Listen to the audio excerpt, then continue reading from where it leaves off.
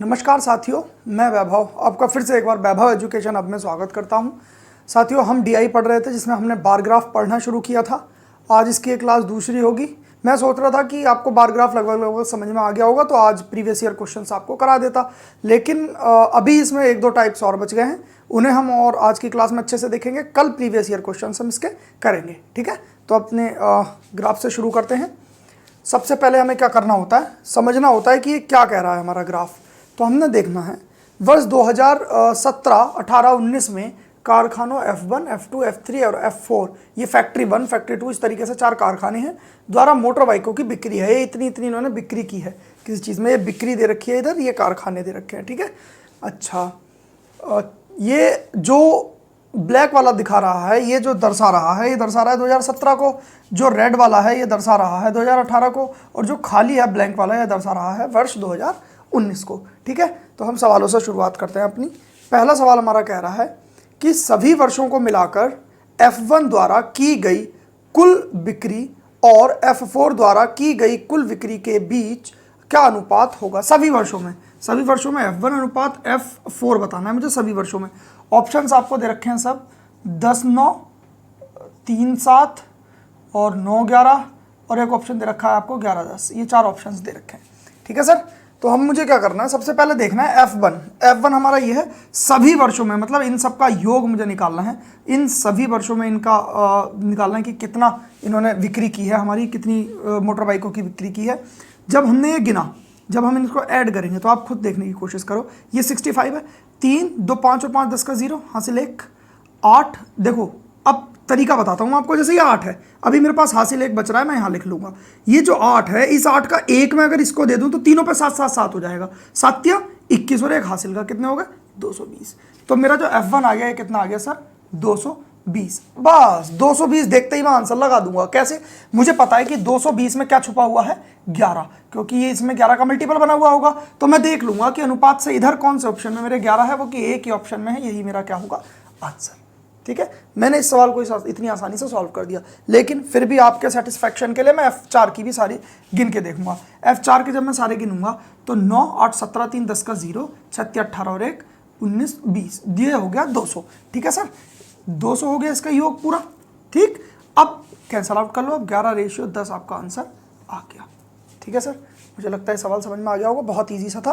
पहले कारखाने द्वारा क्या बताना था कि सभी वर्षों में उसने कितनी मोटर बाइकें बेची, और कारखाने जो F4 चौथा कारखाना था उसने सभी वर्षों में कितनी बाइकें बेची, उन सब का योग मतलब करके मुझे उनका अनुपात बताना था। मैंने बता दिया, ये मेरा आंसर आ गया, ठीक है। अब अगला सवाल देखेंगे हम क्या कह रहा है। मुझे लगता है सवाल समझ में आ गया होगा। अगला सवाल क्या कह रहा है, सभी वर्षों में किस कारखाने द्वारा की गई बिक्री सबसे कम है। सबसे कम इन चारों कारखानों में सबसे कम, सभी मतलब टोटल मिलाकर किसने सबसे कम बिक्री की। अब मुझे पता है, मैंने अभी पिछले सवाल में जोड़ा है, ये तो 220 आई है और इसमें ये 200 आई गई है मेरी F4 में और F1 में। मुझे इन दोनों का और एडिशन चाहिए, मुझे पता लग जाएगा कि किसने सबसे कम बाइकें बेची हैं। जब मैं इसका करने के लिए आया तो 7 दूनी 14, 7 21 और 3 ही आ गया 213। कैसे किया मैंने आपसे कहा था, देखो ये जो 71 का 1 है, मैंने इसको दे दिया तो ये भी 70 बन गया। 70 70 70 7 21 210 और 3 इसमें एक एक्स्ट्रा है 213 आ गया। अच्छा, इसको जब मैं गिनूंगा तो देखो 9 और 4 आपका 13, 13 और 8 हो गया 21 का 1 हासिल बचे 2। अब 6 6 12 12 और 5 17 18 19 191। अब आप साफ साफ देख पा रहे होंगे कि कौन से कारखाने ने सबसे कम बाइकों की बिक्री की है। तो आपको दिख रहा है कि F3 कारखाने ने 151 बाइकें बेची हैं, वही मेरा क्या होगा आंसर। F3 ने सबसे कम बाइकें इस पूरे प्रोसेस में बेची, ठीक है। तो मुझे लगता है ये सवाल भी आपके समझ में आ गया होगा।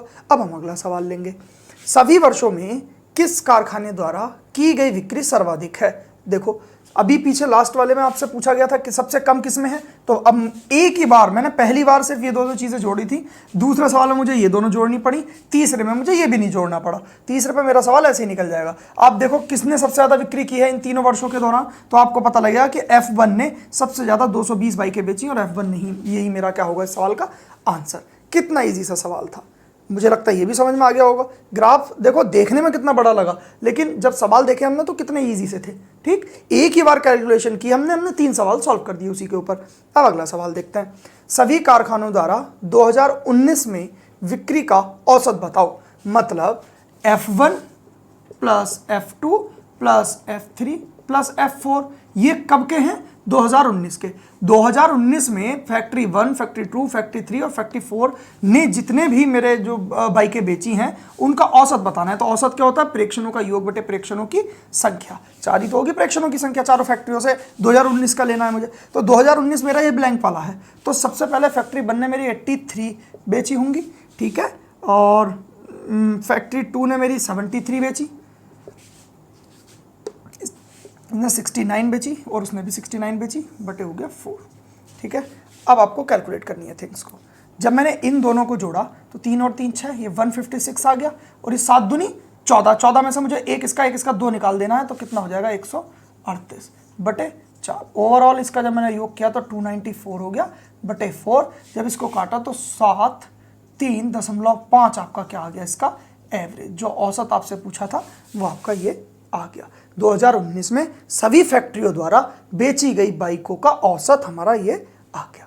ठीक है, मुझे लगता है ये सवाल भी समझ में आ गया होगा। अब हम अगला सवाल ले लेंगे।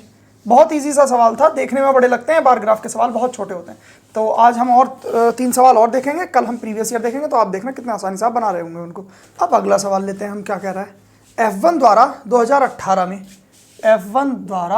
2018 में बेची गई बाइकों का अनुपात बताना है मुझे F3 द्वारा। 2018 में ही F3 द्वारा बेची गई बाइकों से।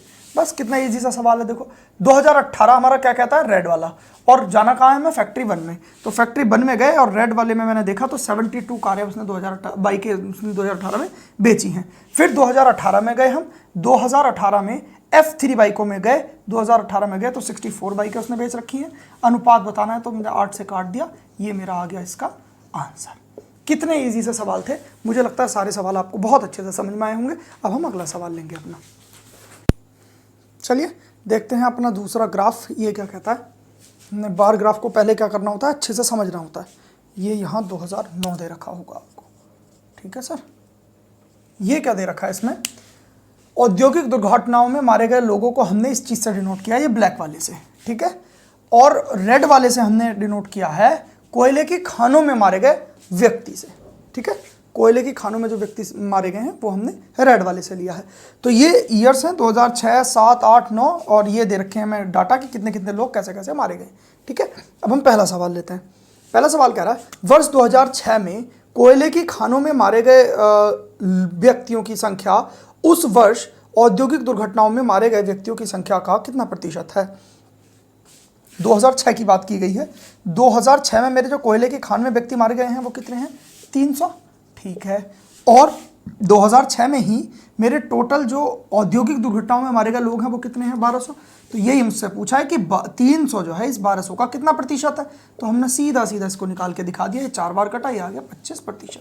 ये हमारा आ गया आंसर। कितने इजी से सवाल है, आप देखो। एक बार आप अच्छे से समझ गए तो आपने देखा कि यार 2006 में मेरे जो 300 व्यक्ति हैं जो कि कोयले की खानों में मारे गए, इसका मुझे बताना है कि ये 1200 का जो कि मेरे औद्योगिक दुर्घटनाओं में मारे गए टोटल लोग हैं का कितना प्रतिशत है। तो 25% है। इतना ईजी सा सवाल था, आपको आ गया होगा। अब अगला सवाल देखेंगे। अगला सवाल कह रहा है, किस वर्ष औद्योगिक दुर्घटनाओं तथा कोयले की खानों में कुल मिलाकर मारे गए व्यक्तियों की संख्या सबसे कम थी? मतलब कि औद्योगिक घटना और कोयले की खान में जितने भी व्यक्ति मेरे टोटल कुल मिलाकर हैं वो सबसे कम कौन से वर्ष मारे गए हैं वो मुझे बताना है। तो मुझे क्या करना पड़ेगा? एडिशन करके देखना पड़ेगा। भाई यहाँ मेरे कुल मिलाकर कितने व्यक्ति मारे गए होंगे? 1200 प्लस 300 कितना हो गया? 1500। तो यहाँ तो सर 1500 मारे गए हैं इस वाले साल में। तो अच्छा, इधर देखो 900 और ये 150 कितना हो गया सर आपका? 1050, यहाँ 1050 मारे गए हैं। इधर देखा 1100 और 200, यहाँ 1300 लोग मारे गए हैं। यहाँ जो देखा 800, 200, यहाँ 1000 लोग मारे गए हैं। तो आप बताओ दोनों चीज़ों में मिलाकर कहाँ सबसे ज़्यादा लोग मारे गए हैं, सबसे कम लोग मारे गए हैं? आपने कहा सर 2009 में सबसे कम लोग 1000 लोग मेरे मारे गए हैं। ठीक है, सवाल आपसे ये पूछ लेता कि सबसे ज़्यादा लोग दोनों में मिलाकर कहाँ मारे गए हैं, मतलब कौन से साल में मारे गए हैं, तो आप कहोगे सर 2006 में 1500 लोग मारे गए हैं जो कि सबसे अधिक हैं। ठीक होगी बात। तो ये सवाल भी बहुत ईजी सा था, तो हमारा आंसर हो जाएगा 2009। ठीक, ये सवाल भी समझ में आ गया होगा। अगला सवाल देखते हैं। अगला सवाल कह रहा है औद्योगिक दुर्घटनाओं में मरने वाले लोगों का औसत कितना था। अब औद्योगिक दुर्घटनाओं में मरने वाले लोगों का मुझे औसत बताना है। तो मुझे पता है कि भाई 1200 इस साल मरे हैं मेरे, ठीक है, 900 2007 में मरे हैं मेरे, फिर 1100 मरे हैं मेरे, और फिर मरे हैं मेरे पास 800 लोग। ये मेरे औद्योगिक दुर्घटनाओं में मरे गए लोगों का क्या है ये योग। तो परीक्षणों की संख्या कितनी होगी, 4 ही साल तो है, 7 8 9 6, ठीक है। तो बस इसको जोड़ दूंगा। जोड़ने का तरीका मेरा वही है, मैं तो शॉर्टेस्ट थिंग्स बनाने की कोशिश करता हूँ। जैसे मैंने 1200 से 800 जोड़ा 2000 हो गया, 1100 में 900 जोड़ा 2000, 2000 4000 हो गया। जब मैं 4000/4 करूँगा तो 1000 मेरा क्या आ जाएगा, इसका औसत। यही मेरा आंसर आ जाएगा। ठीक हो गई बात। बहुत ईजी सा सवाल था, कोई आपत्ति इसमें हुई नहीं होगी आपको, बहुत आसानी से आपने कर लिया होगा। अगला सवाल देखते हैं हम अपना। अगला सवाल हमारा क्या कह रहा है कि कोयले की खानों में मारे गए व्यक्तियों का 4 वर्षों में औसत क्या था। सेम वही सवाल जैसा पिछला था वैसे ही है। इसमें मुझे क्या है कि 300 प्लस 150 प्लस 200 प्लस 200 ये बताना है, इसका मुझे एवरेज बताना है। तो एवरेज/4 कर दिया, क्योंकि परीक्षणों की संख्या कितनी है 4। ये योग बटे संख्या, ये हो गया 450, और ये 200 200 400 450 और 400 कितना हो गया 850/4। जब मैं इसको भाग करूंगा तो मेरा आ जाएगा 212.5। ये मेरा आ जाएगा आंसर। ठीक है, कितने इजी से सवाल हैं, बहुत आसानी से इन सवालों को बना पा रहे हैं। अब हम अपना इसका अगला सवाल लेंगे, अंतिम सवाल। इतना छोटा सा ग्राफ था, अब इसको अगर आपने ग्राफ समझ लिया एक बार तो बहुत आसानी से इस सवालों को कर सकते हैं। ये बहुत फ्री के नंबर होते हैं ये, ठीक है। अच्छा, 2008 में कोयले की खान में मारे गए व्यक्तियों का 2008 में कोयले की खान में मारे गए व्यक्तियों का औसत बताना है हमें 2006 में औद्योगिक दुर्घटनाओं से मारे गए व्यक्तियों से। तो इसका एवरेज बताना है मुझे। इससे कितना निकल गया मेरा 1:6। इस सवाल सॉरी अनुपात बताना था, 1:6 आ गया। ये मेरे सवाल का आंसर आ गया। कितना ईजी सा था। अगर आपने इसको एक बार समझ लिया तो आपने देखा कितनी आसानी से सवाल बन गए। मुश्किल से आपको कुछ ही समय लगेंगे, सेकंडों में सवाल बनने वाले होंगे आपके। ये फ्री के नंबर होते हैं, याद रखना। किसी भी पेपर में जहां भी बार ग्राफ पूछा जाएगा वहां ये आपके बहुत फ्री के नंबर होंगे, एकदम आसानी से मिलने वाले। ठीक है, तो हम अब अपना अगला ग्राफ देखेंगे। चलिए समझते हैं अपना अगला बार ग्राफ क्या कह रहा है। अगला सबसे पहले हमें समझने की जरूरत है, एक कंपनी द्वारा विभिन्न वर्षों में उर्वरकों का उत्पादन है। ऐसा ही सवाल मैं पीछे भी आपको करा चुका हूँ, पिछली क्लास में भी एक और ले लिया, क्योंकि ऐसा ही सवाल आपके पैट में आया भी था। अच्छा, ये उत्पादन दे रखा है, ये ईयर्स दे रखे हैं, वर्ष। ठीक हो गई बात। सवालों से हम समझने की कोशिश करते हैं। 1998 में, मतलब 1998 के सापेक्ष 1999 में उर्वरकों के उत्पादन में अनुमानित प्रतिशत वृद्धि ज्ञात करनी है हमें। ठीक है सर, तो हमें देखना है 1998 से 99 में, ये मेरा 98 है और ये मेरा 99 है, यहाँ से यहाँ तक कितने की मेरी वृद्धि हुई। तो मुझे पता लगा सर 45 से 65 हो गई मेरी। ये 1998 में है और ये 1999 में। मैंने इसे छोटे से छोटे रूप में लेकर आया तो ये 9:13 बन गया। 5 से मैंने काट लिया दोनों तरफ।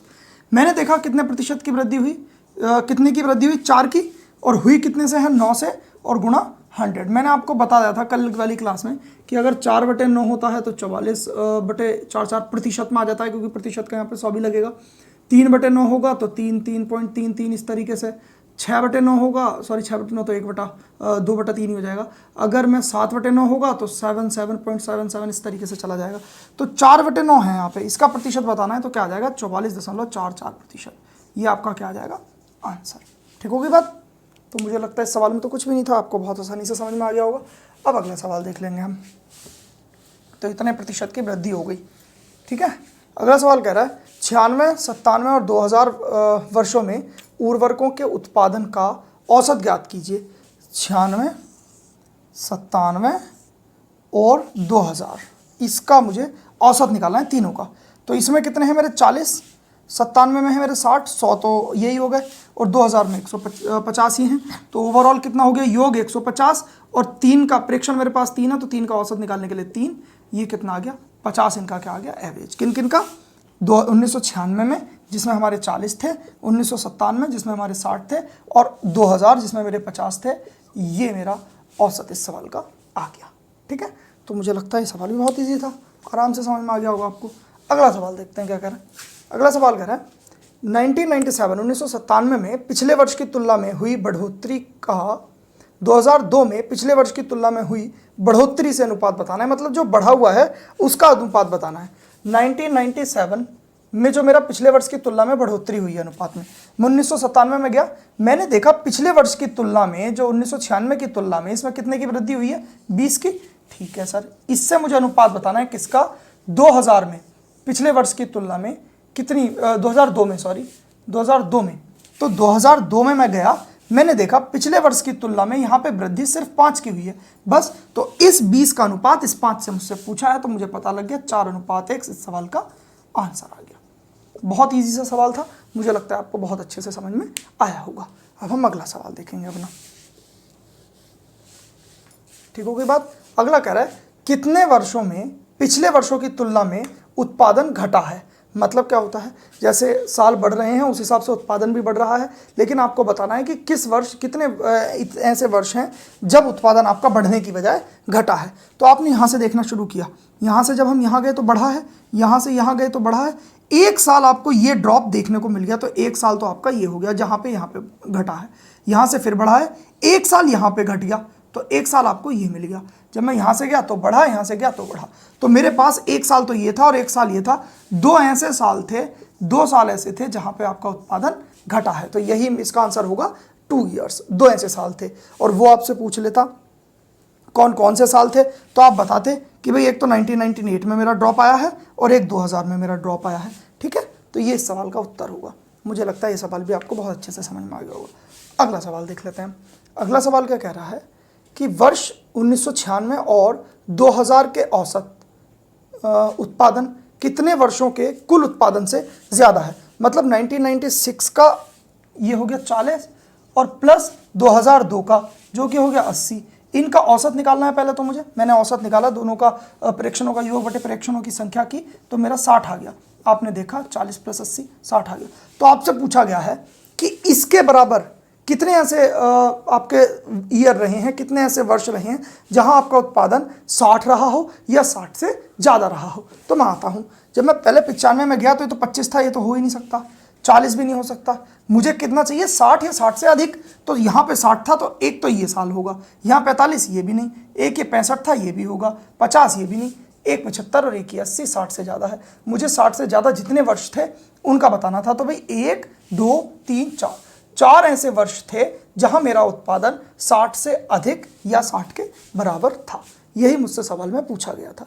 कितना इजी सा सवाल था, हमने बहुत प्यार से बहुत अच्छे से इस सवालों को लिया है। सारे सवाल बहुत आसानी से हमने कर लिए हैं। अब हम अपना अगली ग्राफ देखेंगे क्या कह रहा है। ठीक है, चलिए देखते हैं अपना अगला ग्राफ क्या कह रहा है।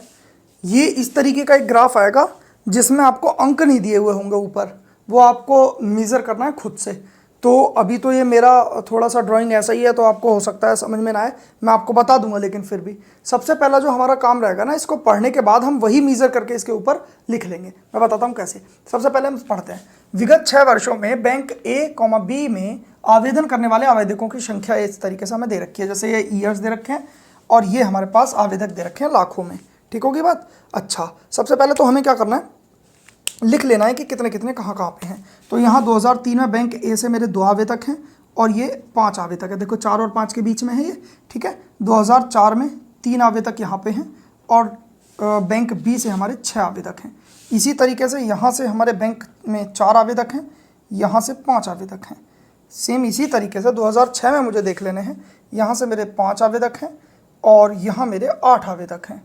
यहाँ मेरे 5 आवेदक हैं या 4 आवेदक हैं, सॉरी। यहाँ 7 से मेरे होंगे 5 आवेदक। ठीक हो गई बात। अच्छा, 2008 में मेरे कितने होंगे, यहाँ होंगे ये लगभग 7 आवेदक और यहाँ होंगे 9 आवेदक। ठीक होगी बात। तो ये चीज़ें हैं हमारी, हमें सबसे पहले ये नोट डाउन कर लेनी है चीज़ें, ये हमें दी हुई नहीं होंगी। ठीक है, तो ये काउंट होंगी। अच्छा, अब हम सवालों की तरफ चलते हैं कि भाई पहला सवाल क्या कह रहा है। पहला सवाल कह रहा है सभी वर्षों में मिलाकर बैंक ए में आवेदन करने वाले लोगों का लगभग औसत संख्या कितनी है। बैंक ए में सभी वर्षों में जितने भी लोग हैं उसका मुझे एवरेज बताना है। तो एवरेज बताने के लिए मुझे सबसे पहले इनका योग पता होना चाहिए। तो ये देखो 2 और 3, 3 2 5 हो गया। ठीक हो गई बात। 5 और 4 कितना हो गया, 9, 9 और 5 हो गया मेरे पास 14, 14 और 4 हो गया मेरे पास 18, 18 और 7 मेरे पास हो गया 25। तो 25 तो मेरी संख्या होगी प्रेक्षणों की। अच्छा, अब प्रेक्षणों का योग हो गया, सॉरी। अब प्रेक्षणों की संख्या की प्रेक्षण है कितने, 1 2 3 4 5 6, 6 साल हैं, तो 6 साल हो गए। ये जो 25 है ये लाख में दे रखा है। जब मैं इसको काटूंगा, सॉरी, जब मैंने इसको काटा तो कितना आ गया, 6 चौक 24 और फिर 0.1 लाख। ये लगभग में पूछा है मुझसे, तो इतना ही मेरा लगभग आंसर आ जाएगा। 4.1 लाख इसका क्या आ जाएगा, एवरेज। ठीक है, तो मुझे लगता है कि इस सवाल में आपको कोई ऐसी आपत्ति नहीं हुई होगी। इजी सा सवाल था। बस क्या करना है, आपका पहला एक्शन जो होगा ये नोट डाउन करना है कि क्या क्या चीज़ें हमारी दी हुई हैं। ठीक है, अगला सवाल देखते हैं। अगला सवाल क्या कह रहा है हमारा, अगला सवाल कह रहा है सभी वर्षों में मिलाकर बैंक ए में आवेदन करने वालों की कुल संख्या सभी वर्षों में मिलाकर बैंक बी में आवेदन करने वालों की कुल संख्या का लगभग कितना प्रतिशत है। अच्छा, तो अभी हमने पिछले सवाल में ये तो निकाल लिया कि ओवरऑल हमारे ए में सभी वर्षों में कुल मिलाकर कितने लोग आवेदन कर रहे हैं, 25। अब मुझे बी का और निकालना है, फिर मुझे बता देना है कि ये जो 25 है बी का लगभग कितना प्रतिशत है। तो चलो बी को जोड़ते हैं हम। तो 5, 6 और 5 हो गया 11, 11 और 5 हो गया मेरा 16, 16 और 8 हो गया 24, 24 और 5 हो गया 29, 29 और 9 हो गया मेरा 38। तो बी में ओवरऑल मेरे 38 लाख लोगों ने क्या किया, आवेदन किया। तो मुझसे सवाल में पूछा है कि ये जो ए के आवेदक हैं ये बी के आवेदकों का लगभग कितना प्रतिशत है। अब मैं आपको इनका ऑप्शन भी दे देता हूँ, 79, 70, 66, ये लगभग में दे रखा है, ये प्रतिशत है। ठीक है, ये दे रखा है आपको। अब क्या करूंगा मैं, सबसे पहले इसको काट लेता हूँ।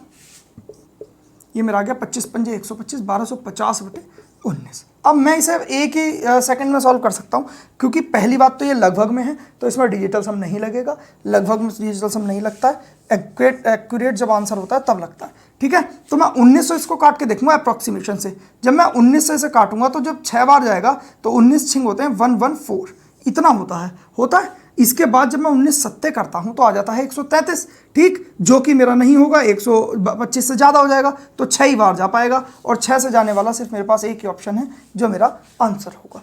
मुझे आगे इसे सॉल्व करने की ज़रूरत नहीं है, ऑप्शन से मैंने ये चीज़ देख ली। ठीक है, तो मुझे लगता है कि इसमें कोई आपत्ति आपको नहीं हुई होगी। बहुत ईजी सा सवाल था, ये भी आपने सॉल्व कर लिया होगा, आसानी से समझ में आ गया होगा आपके। अगला सवाल देख लेते हैं।